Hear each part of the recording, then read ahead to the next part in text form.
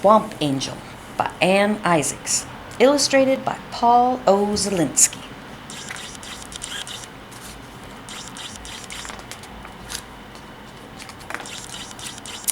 On August 1st, 1815, when Angelica Longrider took her first gulp of air on this earth, there was nothing about the baby to suggest that she would become the greatest woodswoman in Tennessee. The newborn was scarcely taller than her mother and couldn't climb a tree without help. Although her father gave her a shiny new axe to play with in the cradle, like any good Tennessee father would, she was a full 2 years old before she built her first log cabin. But by the time she was full grown, she was second to none in buckskin bravery, performing eye-popping wonders in the bogs and backwoods of Tennessee. When she was 12, a wagon train got mired in Dejection Swamp. The settlers had abandoned their covered wagons and nearly all hope besides. Suddenly, a young woman in a homespun dress tramped toward them out of the mists. She lifted those wagons like they were twigs in a puddle and set them on high ground. "It's an angel!" cried the gape-mouthed pioneers. Ever since that time, Angelica Longrider has been known as Swamp Angel. To this day, stories about Swamp Angel spring up like sunflowers along the wagon trails, and every one of them is true. Once upon a summer in the Tennessee wilderness, there prowled a huge bear with a bottomless appetite for settlers' grub. Why, that varmint would rip the door off a food cellar and gobble up the whole winter's rations without waiting for a napkin.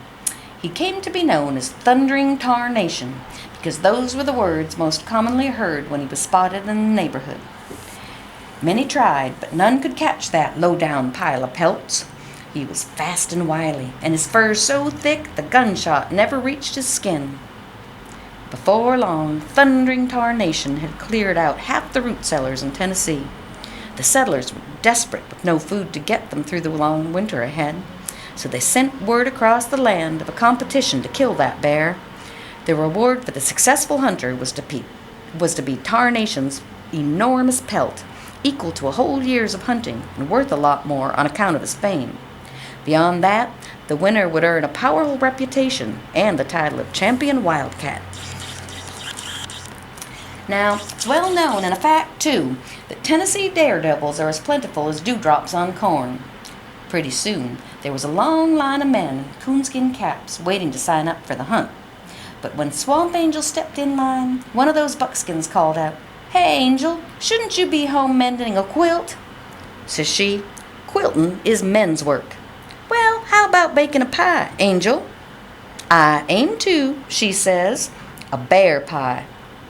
Their hoots and taunts didn't stop Swamp Angel from signing up and setting out to find that bear. Tarnation left a pretty clear trail. The first hunter was found wearing an empty molasses bucket, a silly grin on his face. Seems he'd tried the sweet approach and got licked in more ways than one. Took 10 strong men to rescue the next hunter from his own bear trap. The third set out with a hardened hickory club and ended up waist deep in toothpicks. Another was discovered wandering in circles, clutching 2 fistfuls of fur. His head was completely bald, his beard mighty scarce. Seems he'd traded pelts with Thundering Tarnation and got the worst of the bargain. Soon Swamp Angel was the only one left who hadn't met up with Tarnation, till one morning she awoke from dozing in the shade of a creek to find that 4-legged forest of stubble staring at her across the stream. They faced off for a few minutes. "Varmint," says Angel, "I'm much obliged for that pelt you're carrying." "Grrr," says Tarnation. Then they waded into the stream and commenced to fight. Swamp Angel took hold of that bear and tossed him so high he was still on the way up at nightfall. But when the first star came out, there was no sign of him. Angel began to think she had lost him in the sky. Now, Angel was bound and determined to get Tarnation's pelt. Just at that moment, a tornado whirled by with a spout clear up to the clouds.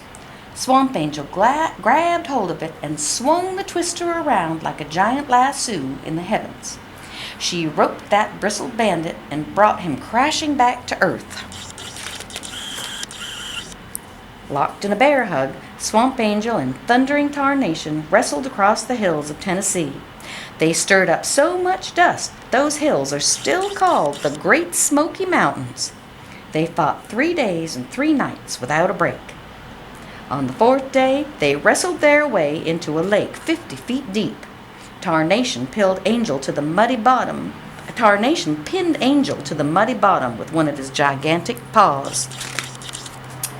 To get a breath of air, she had to drink the whole lake dry. That was mighty refreshing, Mrs. Angel. But it didn't look good for Angel down in the muck under that mountain of mange. No matter how she struggled, she could not free herself from Tarnation's paw. Then Angel had an idea.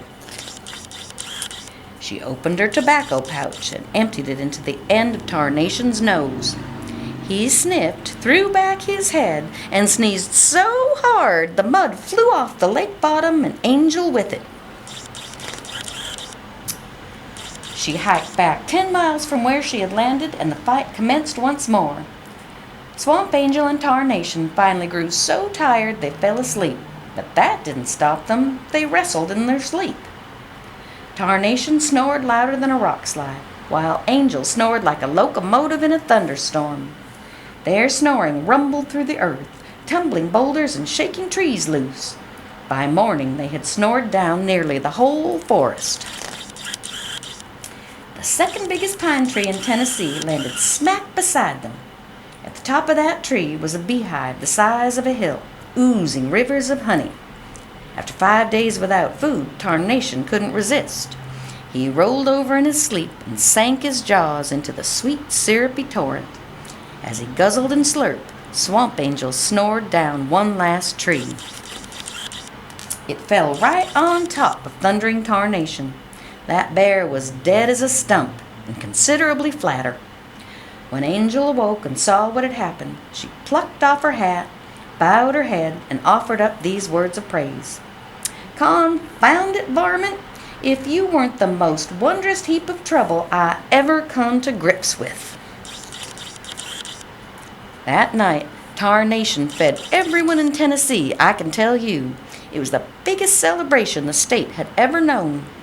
There were bear steaks and bear cakes, bear muffins and bear stuffing, bear toast, bear roast. To wash it all down, there was berry wine. You could hear waistcoat buttons popping as far away as Kentucky. The leftovers filled all the empty storehouses in Tennessee just before the first snowfall.